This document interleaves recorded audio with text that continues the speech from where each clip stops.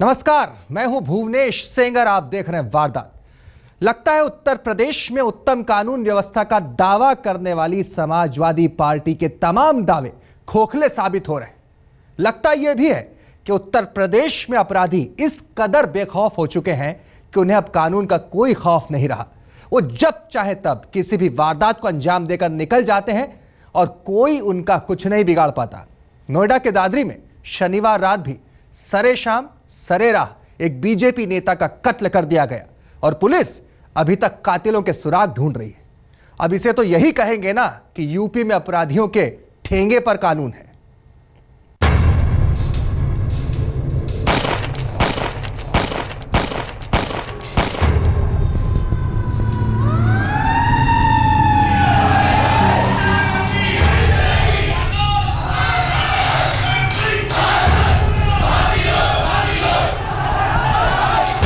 तारीख 7 जून 2014, वक्त रात के 8:30 बजे, जगह नोएडा का दादरी इलाका।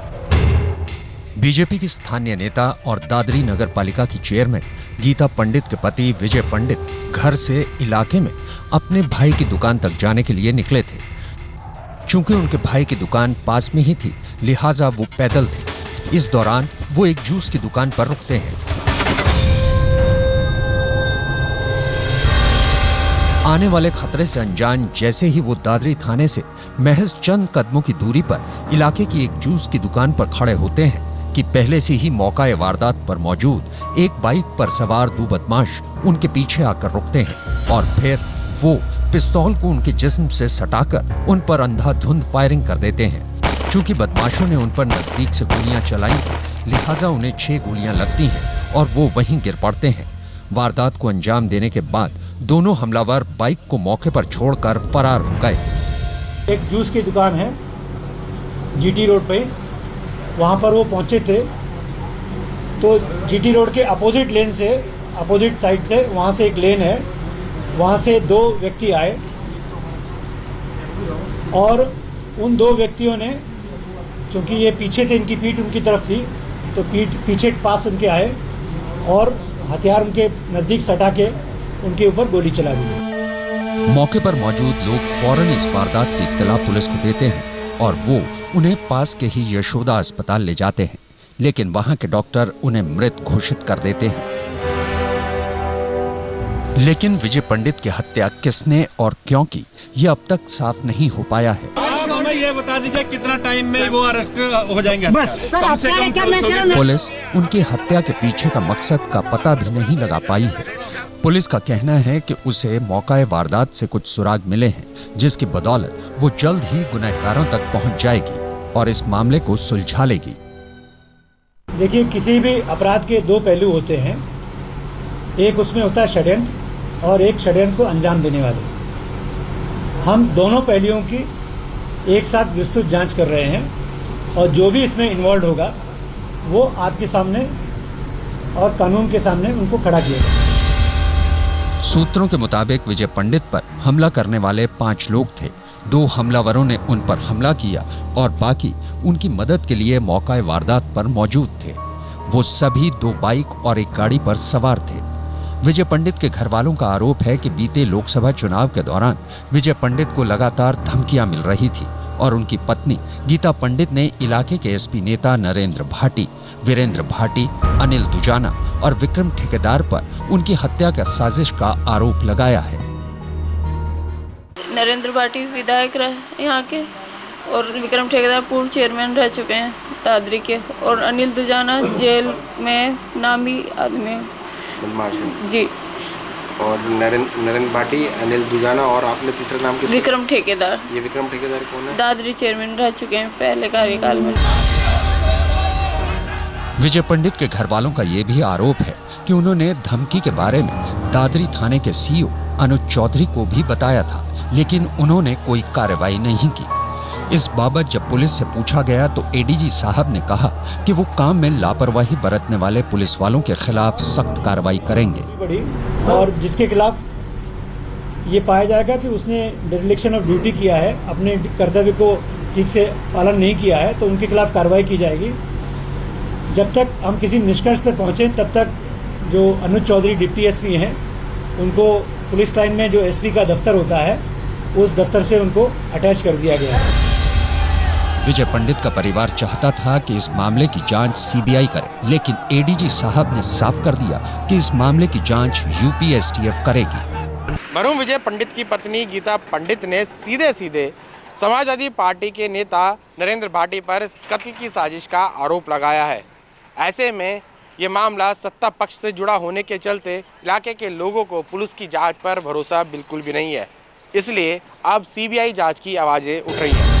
पुलिस के मुताबिक विजय पंडित की हत्या के पीछे इलाके के वो बदमाश हो सकते हैं जो वहां दुकानदारों से जबरन पैसे वसूलते थे, और एक ऐसे ही मामले में विजय पंडित ने एक स्थानीय दुकानदार की मदद की थी जो इन बदमाशों को नागवार गुजरी। राहुल कुमार सन ऑफ वेद प्रकाश, तो दादरी में उनकी कपड़े की दुकान है, तो वहाँ पर एक्सटॉर्शन की कोशिश की गई, वहाँ पर फायरिंग की गई उनके ऊपर। तो जिसके पैरवी में, चूँकि ये जनप्रिय यहाँ पर व्यक्ति थे और उनकी पत्नी यहाँ पर टाउन एरिया की चेयरमैन है, तो अपना कर्तव्य समझते हुए थाने पर गए थे उनकी पैरवी में। तो अपराधियों की गैंग जो इसमें इन्वॉल्व है, हमारा ये शक है कि उनको ये नागवार गुजरा कि ये इनकी इतनी पैरवी क्यों कर रहे हैं। फिलहाल पुलिस ने इस मामले में 4 लोगों को हिरासत में लिया है और उनसे पूछताछ कर रही है, लेकिन देखना यह है कि पुलिस कितना जल्दी इस मामले को सुलझा पाती है। हिमांशु मिश्रा और राम किंकर सिंह के साथ नितिन जैन, दादरी, आज तक। दरअसल लोगों के मुताबिक विजय पंडित के कत्ल के बाद हंगामे की वजह पुलिस का रवैया बना। उनके घरवालों के मुताबिक विजय पंडित को कई बार जान से मारने की धमकी मिल चुकी थी। उन्होंने इस बारे में पुलिस से शिकायत भी की थी, लेकिन बावजूद इसके पुलिस ने उनकी शिकायत पर कोई कार्रवाई नहीं की। और शनिवार रात जब 2 हमलावरों ने उनकी हत्या कर दी, तो इसके बाद गुस्साई भीड़ ने दादरी में कोहराम मचा दिया।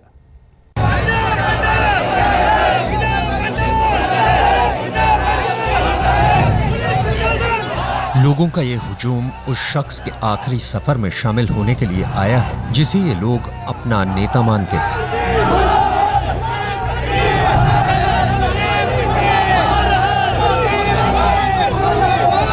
दरअसल दादरी नगर पालिका अध्यक्ष गीता पंडित के पति विजय पंडित इलाके के एक लोकप्रिय नेता थे और लोगों के काफी करीब थे।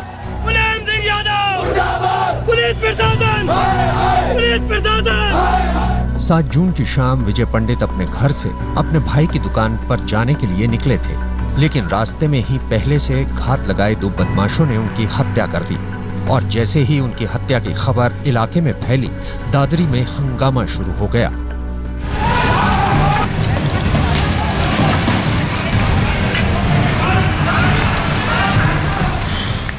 हत्या से गुस्साए लोगों ने अपना पहला निशाना दादरी थाने को बनाया और वहां जमकर बवाल किया।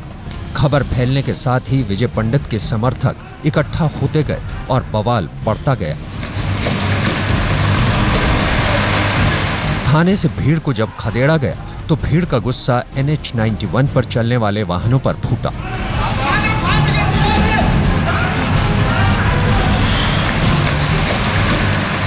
उग्र भीड़ ने एक के बाद एक करीब आधा दर्जन वाहनों को आग के हवाले कर दिया।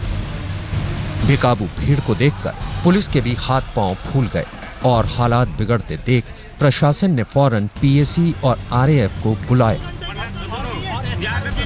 लेकिन तब तक हालात बेकाबू हो चुके थे। पूरे दादरी में आग लग चुकी थी। समस्या ये यहाँ पे पुलिस को आ रही थी कि हत्या के बाद, क्योंकि लोगों में पुलिस के खिलाफ बहुत गुस्सा था, इसलिए लोग पुलिस को टारगेट करके यहाँ पे पत्थर चला रहे थे। अचानक गलियों में से निकल करके 10-12 लोगों का झुंड आता था, जो पुलिस को देखते ही उस पर ताबड़तोड़ पत्थरबाजी करता था, उसके बाद गायब हो जाता था। तो पुलिस को उन लोगों पर काबू करने में बेहद दिक्कत का सामना करना पड़ा है। भीड़ का गुस्सा शहर और सड़कों पर उतरा। अपने नेता की हत्या से गुस्साई भीड़ ने जमकर पथराव किया। पथराव में 7 पुलिसकर्मी और कई नागरिक घायल हो गए, जिनमें से 4 को गंभीर चोटों के चलते अस्पताल में भर्ती कराया गया।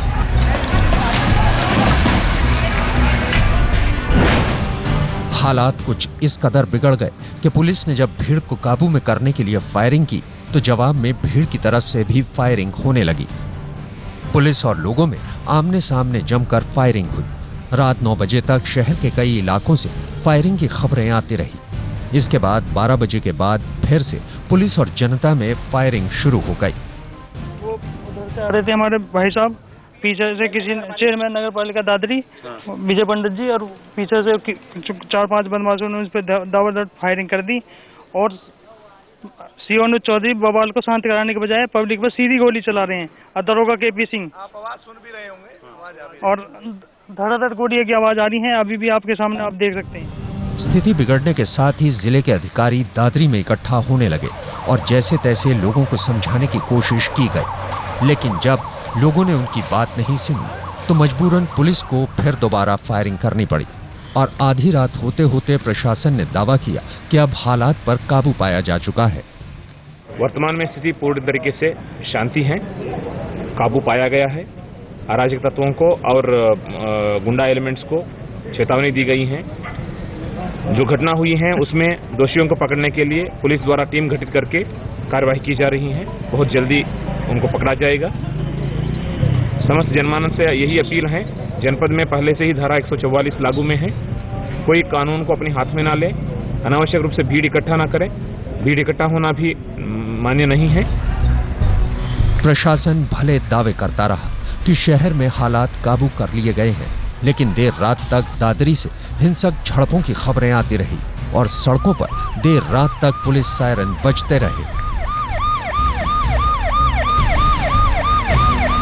फिलहाल दादरी को छावनी में तब्दील कर दिया गया है और इलाके में धारा 144 लगा दी गई है। लेकिन विजय पंडित की हत्या से गुस्साए उनके समर्थक पुलिस की कार्रवाई से खासे नाराज हैं। गरुड़ मिश्रा और हिमांशु मिश्रा के साथ अनुज मिश्रा, दादरी, आज तक। तो गौतम बुद्ध नगर में आए दिन हत्या, लूटपाट, बलात्कार जैसी वारदात होना कोई नई बात नहीं, लेकिन हैरानी तो इस बात की है कि पुलिस और प्रशासन की नींद तब टूटती है जब किसी बड़ी वारदात के बाद लोग सड़कों पर उतर आते हैं और हालात बेकाबू हो जाते हैं। दिल्ली से सटे उत्तर प्रदेश के नोएडा शहर को पूरे सूबे में सबसे ज्यादा विकसित शहर माना जाता है। बड़े बड़े मॉल्स और ऊंची इमारतों ने नोएडा को विकास की ऊंचाई तो दी, लेकिन यहाँ की जमीनी हकीकत कुछ और ही बयां करती है। दरअसल प्रदेश में समाजवादी पार्टी के सत्ता में आते ही सूबे के साथ साथ जिले में कानून व्यवस्था की हालत बद से बदतर होती चली गई। हत्या और गैंगरेप की वारदातों में बेतहाशा इजाफा हुआ। खनन माफियाओं से लेकर रंगदारी वसूलने वाले गैंग बेखौफ अंदाज में काम करने लगे। गौतम बुद्ध नगर में अपराधियों के दिलों में कानून का कोई खौफ नहीं रहा और पुलिस पर हाथ धरे बैठे रहने का इल्जाम लगता रहा। सीबीआई जांच की मांग करते हैं कि आखिरकार ये जो बदमाशों के जो गैंग हैं इनकी खत्म किया जाए इनको, अगर इस क्षेत्र को और इस प्रदेश को जलने से बचाना है। विजय पंडित की हत्या के महज चंद रोज पहले ही 1 जून को ही नोएडा के सबसे भीड़ भरे बाजार में दिन दहाड़े एक अपराधी ने शोरूम में घुसकर उसके मालिक को गोली मार दी और फिर पिस्तौल लहराता हुआ मौके से फरार हो गया। इसके बाद गुस्साए व्यापारियों ने अट्टा मार्केट में जाम लगा दिया। इससे पहले गौतम बुद्ध नगर के दनकौर में ही एक कॉलेज के मैनेजर मनमोहन गोयल की भी बदमाशों ने ठीक वैसे ही हत्या कर दी थी जिस तरह से 7 जून की रात दादरी में विजय पंडित की हत्या की गई। बवाल मचने के बाद पुलिस हरकत में आई और कुछ दिन बाद पुलिस ने आरोपियों को गिरफ्तार भी कर लिया। लेकिन गौतम बुद्ध नगर की पुलिस का मिजाज कुछ ऐसा हो गया है कि जब तक हंगामा, आगजनी और पथराव ना हो तब तक वो हरकत में नहीं आती। नोएडा में कभी शोरूम के मैनेजर को गोली मार दी जाती है तो कभी सरेराह व्यापारी की गोली मारकर हत्या कर दी जाती है। नोएडा में कानून व्यवस्था का आलम बद से बदतर होता जा रहा है, लेकिन पुलिस की खुमारी तब तक नहीं उतरती जब तक पब्लिक घरों से निकलकर हंगामा नहीं करती या थाने पर नहीं पहुंचती। अब देखना यह है कि सुरक्षा और कानून व्यवस्था के हालात कब सुधरते हैं। अनुज मिश्रा और गरुड़ मिश्रा के साथ राम किंकर सिंह, दादरी, आज तक।